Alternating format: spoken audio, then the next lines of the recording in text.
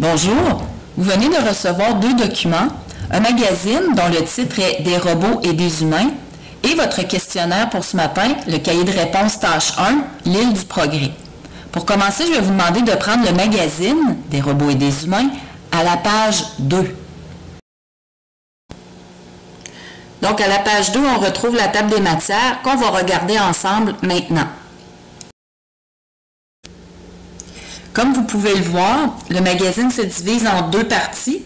Donc la première partie, celle qu'on va lire ce matin, va de la page 4 à la page 9. Elle s'intitule « L'île du progrès ».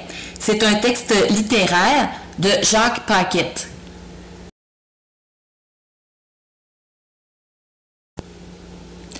Jacques Paquette est un écrivain et un conteur. Il vit au Québec depuis 1973. Il écrit des histoires pour les jeunes. Il aborde des sujets délicats dans ses textes, comme par exemple la guerre, l'environnement ou les injustices sociales. Son œuvre la plus connue est l'album pour enfants « L'étoile de Sarajevo ».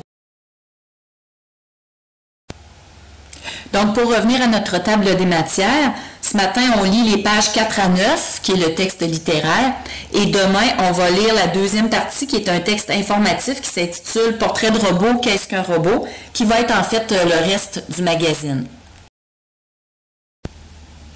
Prenez maintenant votre cahier de réponse à la page 2.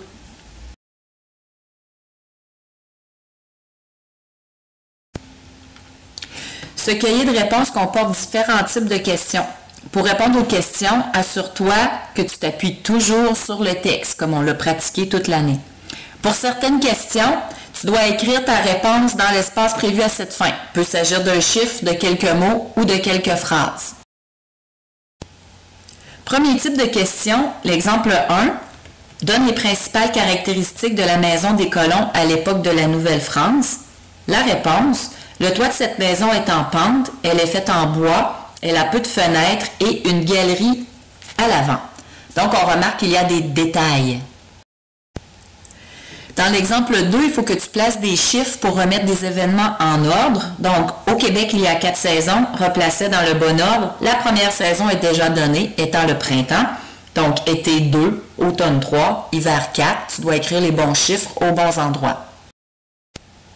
D'autres types de questions sont suivis d'un choix de 4 réponses. Dans ce cas, choisis une seule réponse et encercle la lettre qui se trouve devant cette réponse. Exemple, combien de jours y a-t-il dans une semaine? A, 2 jours. B, 4. C, 7. D, 10. Donc, la bonne réponse, c'était 7. On encercle la lettre C. Et voilà, vous avez jusqu'à la récréation pour compléter l'examen de lecture.